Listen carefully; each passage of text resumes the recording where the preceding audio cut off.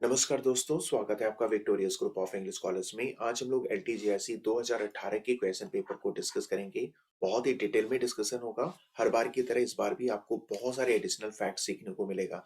शुरू करने से पहले मैं आपको बता दूं, एलटीजीआईसी में मैंने 118 क्वेश्चन लिटरेचर में अटेम्प्ट किया था, जिसमें 8 मेरे गलत हुए थे। इस तरह से मेरे 110 हो गए और 8 चूंकि 1/3 माइनस मार्किंग भी था, तो यानी 3 इसमें से और कम कर दीजिए। तो 107 क्वेश्चंस लिटरेचर में मेरे सही थे और 3 क्वेश्चन मेरे जीएस में सही हुए थे। तो कुल मिलाकर के 110 क्वेश्चंस मुझे मिले थे और जिससे मुझे यूपी में 7th रैंक मिला था। तो आइए हम लोग डिस्कस करते हैं क्वेश्चंस को। पहला जो क्वेश्चन है पूछा जा रहा है, पैसिव वॉइस से रिलेटेड है। somebody had cleaned my shoes and brushed my suit। तो देखो, इस तरह के जब क्वेश्चंस आते हैं ना, तो पैसिव वॉइस बनाते समय आप बस एक ही चीज का ध्यान में रखना कि आप हेल्पिंग वर्ब से करना। तो पैसिव वॉइस बनाते समय हैड का क्या हो जाता है, हैड बीन। तो आप देखिए, हैड बीन कहाँ है, सिर्फ ऑप्शन डी में है, इसलिए ऑप्शन डी करेक्ट हो जाएगा। इसके बाद पूछा गया कि रॉबर्ट फ्रॉस्ट ये कहाँ के पोएट थे, तो ये थे अमेरिकन पोएट और बाद में जाकर वो कहाँ सेटल हो जाते हैं, new England. New England confuse मत होइएगा, ये कोई इंग्लैंड का पार्ट नहीं होता है, लेकिन ये यूएसए का ही पार्ट होता है।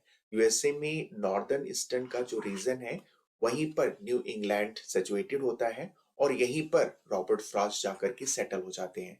रॉबर्ट फ्रॉस्ट की जो फेवरेट फिगर ऑफ स्पीच होती है वो होती है सेनेटर की। और रॉबर्ट फ्रॉस्ट को ध्यान रखना, 4 बार पुलित्जर प्राइज मिला हुआ है, ये भी आपको याद रखना है। रॉबर्ट फ्रॉस्ट के अलावा 3 और अमेरिकन राइटर्स हैं जिनको आपको याद रखना है, पीजीटी में पढ़ने हैं। रॉबर्ट फ्रॉस्ट तो है ही है, इसके अलावा वॉल्ट विटमैन भी है और उसके बाद हेमिंगवे है और फॉकनर है। ठीक है, रॉबर्ट फ्रॉस्ट और वॉल्ट विटमैन ये दोनों अमेरिकन पोएट होते हैं। हेमिंगवे और फॉकनर ये दोनों नॉवलिस्ट होते हैं। नेक्स्ट क्वेश्चन में पूछा गया है कि स्टैनली बेबर बर्थडे पार्टी का एक कैरेक्टर होता है और ये दिखावा करता है कि वो एक म्यूजिकल इंस्ट्रूमेंट को प्ले कर लेता है, तो उस म्यूजिकल इंस्ट्रूमेंट का नाम बताना है।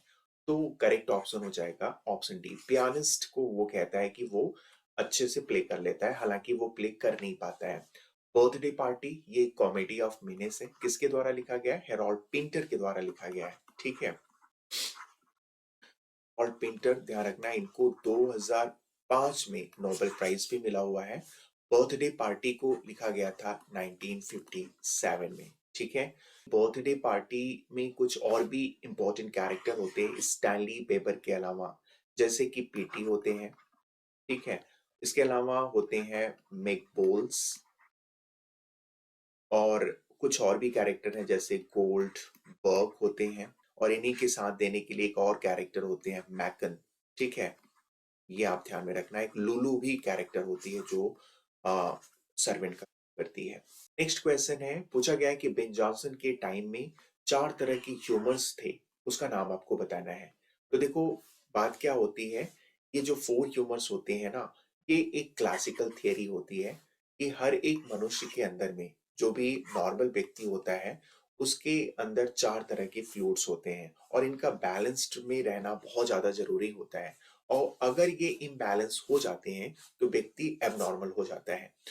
तो उन्हीं चारों तरह के फ्लूइड्स को ह्यूमर बोला गया है। तो पहला होता है ब्लड, ब्लड यानी सैंग्विन। अगर किसी व्यक्ति के शरीर में ब्लड ज्यादा हो जाएगा तो वो चीयरफुल होगा।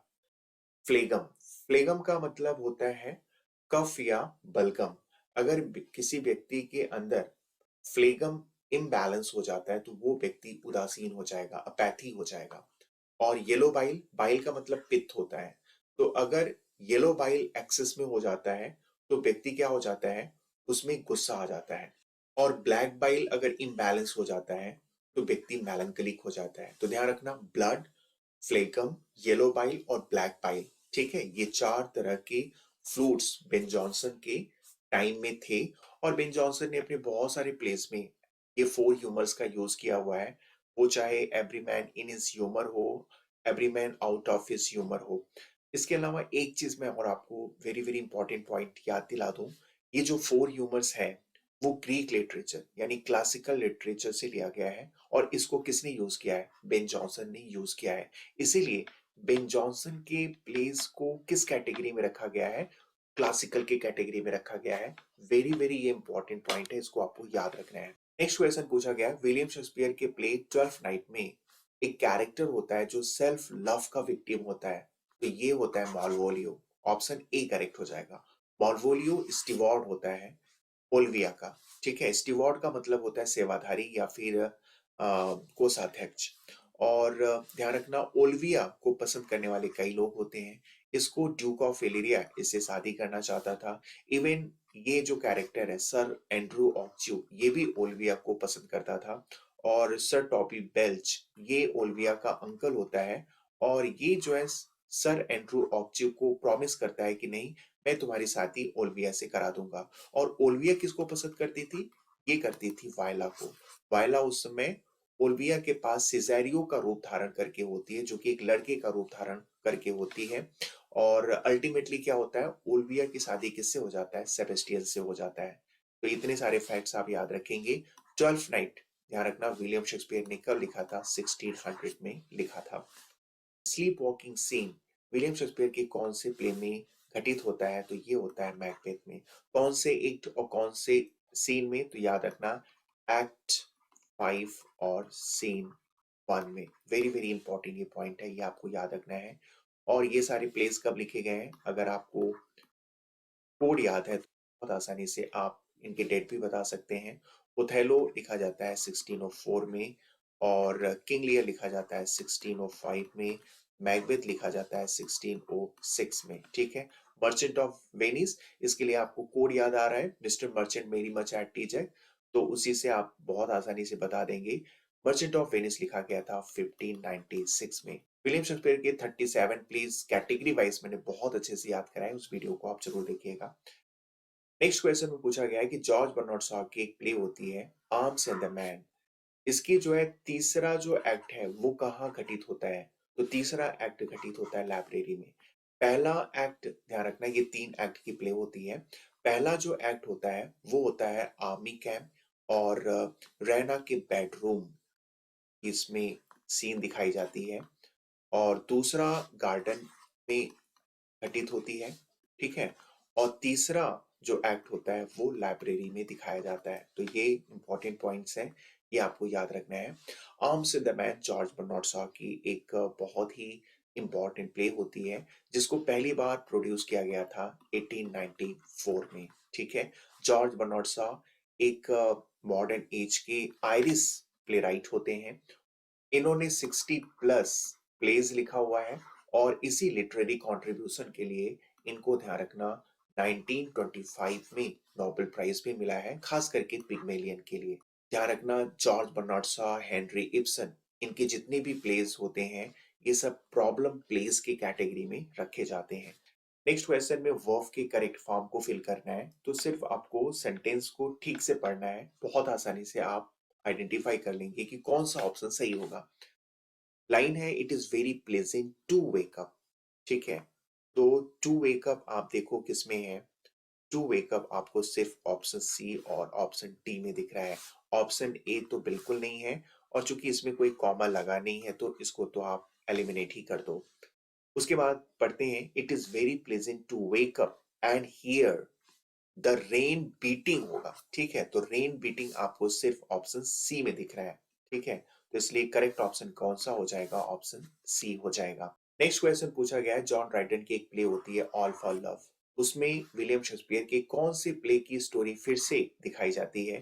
तो ये होती है Antony and Cleopatra. William Shakespeare ने एंटोनी एंड क्लियोपाट्रा को लिखा था 1607 में, और ये one of the Roman plays होती है। ठीक है, ऑल फॉर लव ये भी, ध्यान रखना, जॉन ड्राइडन की एक फुल लेंथ की प्ले होती है, और इसको लिखा गया है ब्लैंक वर्स में। और इसको लिखा गया था कब? इसको लिखा गया था 1677 में। ऑल फॉर लव का एक सब टाइटल है, वो भी आपको ध्यान में रखना है। सब टाइटल है द वर्ल्ड वेल लॉस्ट। ठीक है, ये आपको याद रखना है। और ध्यान रखना, ऑल फॉर लव में एंटोनी एंड क्लियोपाट्रा के जीवन के लास्ट के कुछ घंटों की कहानी इसमें दिखाई गई है। इसके अलावा जॉन ड्राइटन को इंग्लैंड का पहला ऑफिशियल पोएट लॉरेट बनाया गया था कब बनाया गया था? 1668 में। और एक ही साल के बाद इन्हीं के राइवल थॉमस सैडवेल को इंग्लैंड का पोएट लॉरेट बना दिया जाता है। तो ये सारी इंपॉर्टेंट पॉइंट्स है, इसको आपको याद रखना। मर्चेंट ऑफ वेनिस, इसको लिखा गया था, अभी अभी हम लोगों ने डिस्कस किया था, 1596 में। ट्वेल्थ नाइट को लिखा गया था 1600 में। मैकबेथ को लिखा गया था 1606 में। और एंटोनी एंड क्लियोपाट्रा को लिखा गया था 1607 में। इसके बाद फिर से क्वेश्चन पूछा गया है, जॉन ड्राइटन का ऑल फॉर लव ये किस में लिखा गया है? तो अभी अभी हम लोगों ने डिस्कस किया था, ये लिखा गया था ब्लैंक वर्स में। ब्लैंक वर्स का मतलब आप समझते हैं, इसकी हर एक लाइन आयम्बिक पेंटामीटर में होगी। हालांकि राइम्ड तो नहीं होगी, लेकिन हर एक लाइन किस में होगी? आयम्बिक पेंटामीटर में होती है। प्रश्न ये पूछा भी गया है। फ्री वर्स को ध्यान रखना ओपन फॉर्म भी कहा जाता है, और फ्रेंच में इसको बोला जाता है वर्स लिप्रे। फ्री वर्स की जो लाइन होती है वो छोटी बड़ी होती रहती है। और ध्यान रखना, फ्री वर्स ये राइम्ड भी हो सकती है और अनराइम्ड भी हो सकती है। आपको याद आना चाहिए, वॉट विटमैन के बहुत सारे पोएम्स फ्री वर्स में लिखे गए हैं। इवन टीएस इलियट का जो वेस्टलैंड है उसके कुछ पार्ट फ्री वर्स में लिखे गए हैं। और हीरोइक कपलेट ये 2 लाइन की स्टेंजा होती है, और दोनों लाइन आपस में क्या होंगे? राइम्ड होंगे, यानी ए ए और बी बी के फॉर्म में हीरोइक कपलेट लिखा जाता है। और हीरोइक कपलेट को सबसे पहले जोफ्री चाउसर ने अपनी poem the legend of the good woman में इंट्रोड्यूस किया था। बाद में जॉन ड्राइटन, और उसके बाद अलेक्जेंडर पोप ने इसको पॉपुलराइज किया था। इसके बाद आपको सेंटेंस को करेक्ट करना है, बहुत आसान है। आपको पता होना चाहिए एंटर्ड कोई भी प्रपोजिशन नहीं लेता है। ऑप्शन यहाँ पे सी करेक्ट हो जाएगा। बाकी देखो, एंटर्ड के साथ तीनों ऑप्शंस में यहाँ पे कोई न कोई प्रपोजिशन है, इसलिए वो तीनों ऑप्शंस गलत हो जाएंगे। नेक्स्ट क्वेश्चन में पूछा गया है, doable sent days for things rather than buying them in shops. तो इसमें जो करेक्ट ऑप्शन होगा ऑप्शन बी करेक्ट हो जाएगा। सेंड आउट का मतलब होता है प्रोड्यूस करना, ठीक है। और उस समय मैं बिल्कुल क्लियर नहीं था, इसलिए इस क्वेश्चन को मैंने अटेम्प्ट नहीं किया था। और इस लाइन का मतलब यही है कि क्या चीजों को दुकान में खरीदने के बजाय उसको आप प्रोड्यूस करते हैं। तो यहाँ पे सेंड आउट बिल्कुल सही हो जाएगा। और सेंड ऑफ का मतलब होता है कोई चीज बाय पोस्ट भेजना, तो ये तो सही नहीं होगा। यहाँ पे ऑप्शन बी बिल्कुल करेक्ट हो जाएगा। नेक्स्ट क्वेश्चन में फिगर ऑफ स्पीच से क्वेश्चन था, बहुत आसान था। यूफेमिज्म का मतलब क्या होता है? इसमें क्या होता है, डिसएग्रीएबल थिंग को एग्रीएबल नेम दे दिया जाता है, यानी ए का क्या हो जाएगा? टू हो जाएगा। एंटीथेसिस में क्या होता है? इसमें कोई स्ट्राइकिंग अपोजिशन होगा, या फिर किसी वर्ड्स या सेंटीमेंट्स का कंट्रास्ट होगा, ठीक है। और एपिग्राम क्या होता है? ये एक प्री पॉइंटेड सेइंग होती है। तो यानी सी का 4 हो जाएगा, बी का 1 हो जाएगा। और हाइपरबोली में क्या होता है? किसी भी स्टेटमेंट को ओवर स्टेटमेंट करके फैटी बना दिया जाता है, यानी डी का जो है 3 हो जाएगा। और ये कॉम्बिनेशन आपको सिर्फ किस में मिल रहा है? सिर्फ ऑप्शन डी में मिल रहा है, ठीक है। तो देखो, इस तरह के जब प्रश्न पूछे जाते हैं तो जरूरी नहीं है कि आप सब मैच कर पाए। आप अगर एक दो भी मैच कर लेते हैं तो आप ऑप्शंस देखते रहिए, ठीक है। ए का 2 आपको देखो सिर्फ और सिर्फ किस में मिल रहा है? सिर्फ ऑप्शन डी में मिल रहा है। तो बाकी आप नहीं भी मैच करते ना, तो भी ऑप्शन डी आप बहुत आसानी से आइडेंटिफाई कर लेते हैं। नेक्स्ट क्वेश्चन में बेकन को किसने बोला है the wisest, brightest and meanest of Mankind? तो ये बोलने वाले कोई और नहीं है, अलेक्जेंडर पोप है। और ये लाइन इन्होंने बोला था अपने एसे ऑन मैन में बोला था, ठीक है। और ये इन्होंने लिखा था 1733 में, वो भी हीरोइक कपलेट में। क्यों बोला था ऐसा? तो इसके पीछे कारण ये था, आप पूरी बात समझ लीजिए। देखो, बेकन को हमें अच्छे से पता है, इनको फादर ऑफ इंग्लिश ऐसे भी कहा जाता है। इन्होंने बहुत अच्छे अच्छे एसेज लिखे हैं, लगभग 106 एसेज लिखे हैं। 3 इनकी एडिशंस आती है। पहला इनकी एडिशन आती है 1597 में, तब इन्होंने कुल 10 एसेज लिखते हैं। उसके बाद दूसरा इनकी एडिशन आती है 1612 में, तो इन्होंने उस समय 38 एसेज लिखा था। और तीसरा इनका एडिशन आता है, ध्यान रखना, 1625 में, और उस समय इन्होंने लिखा था 58, ठीक है, एसेज लिखा था। तो बेकन को इनके लिटरेरी कंट्रीब्यूशन के लिए, जो इन्होंने इतने अच्छे अच्छे एसेज लिखे हैं, उसके लिए इनको वाइजेस्ट और ब्राइटेस्ट बोला गया है। और इनको मीनेस्ट क्यों बोला गया? उसके पीछे कारण ये होता है कि बेकन जेम्स फर्स्ट के समय में अटॉर्नी जनरल भी इंग्लैंड के थे और उस समय इन्होंने जम के करप्शन किया था। तो उस करप्ट लाइफ की वजह से अलेक्जेंडर पोप ने बेकन को मीनेस्ट भी बोला है। ठीक है, तो ध्यान रखना, ये लाइन अब आपको नहीं भूलेगा।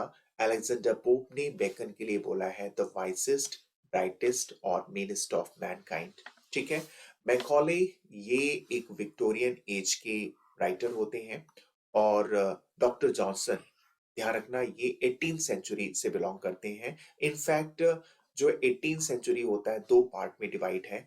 फर्स्ट हाफ ऑफ द जो 18th सेंचुरी होता है उसको एज ऑफ पोप कहते हैं और दूसरा जो हाफ होता है 18th सेंचुरी का उसको एज ऑफ डॉक्टर जॉनसन या एज ऑफ सेंसिबिलिटी कहते हैं। और ह्यूज वॉकर ये एक मॉडर्न एज के राइटर हैं। नेक्स्ट क्वेश्चन में पूछा गया है ऐसा कौन सा एसेइस्ट है जो अपने एसेस को डिस्पर्स्ड मेडिटेशन बोला है, तो ये बोलने वाले हैं Francis Bacon. Francis Bacon William Shakespeare के कॉन्टेम्परेरी होते हैं। इन्होंने अपनी एसेस को डिस्पर्स्ड मेडिटेशन बोला है। उसके पीछे कारण ये होता है कि फ्रांसिस बेकन के जो एसेस होते हैं उनमें जो भी थॉट्स और आइडियाज होते हैं वो बिल्कुल डिस्कनेक्टेड होते हैं। उसके बावजूद भी जब भी कोई रीडर फ्रांसिस बेकन के एसेस को पढ़ता है तो बिना चिंतन मनन किए वो रह नहीं पाता है। इसीलिए ध्यान रखना, इनके एसेस को डिस्पर्स्ड मेडिटेशन बोला गया है। एजी गार्डनर और बर्टेट रसल ये दोनों मॉडर्न एज के राइटर हैं और बर्टेट रसल का एक वर्क है, ध्यान रखना, द रोड टू हैप्पीनेस, जो कि एलटीजेआईसी में हम लोगों को पढ़ना भी है।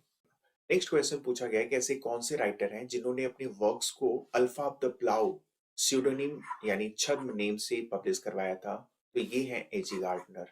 ठीक है, चार्ल्स लैम्प ने भी स्यूडोनिम का यूज किया था और इन्होंने जो भी अपने एसेस को पब्लिश करवाया था वो करवाया था एसे ऑफ इलिया के नाम से। और इसकी दो पब्लिकेशन आती है, एक तो आती है 1823 में और दूसरी आती है 1833 में। ठीक है, तो ये दोनों आप याद रखेंगे। Alpha of the plough name से कौन अपने वर्क को पब्लिश करवाता है, एजी गार्डनर। और एसे ऑफ इलिया नेम से अपने एसेस को कौन पब्लिश करवाता है, चार्ल्स लैम्प। ठीक है, और आर एल स्टीवेंसन एक विक्टोरियन एज के राइटर है। नेक्स्ट क्वेश्चन में पूछा भी गया है इलिया ये किससे रिलेटेड है, तो ये रिलेटेड है चार्ल्स लैम्प से। ठीक है, इलिया का दो पब्लिकेशन आता है, अभी अभी हम लोगों ने डिस्कस किया था। जब पहली पब्लिकेशन आती है 1823 में, तो इसमें कितने एसेस होते हैं, 28 एसेस होते हैं। और दूसरी जब इसकी एडिशन आती है 1833 में, तो इसमें 5 और एसेस ऐड हो जाते हैं, तो कुल मिलाकर के 33 एसेस, ध्यान रखना, सेकेंड या लास्ट एडिशन ऑफ इलिया में आती है।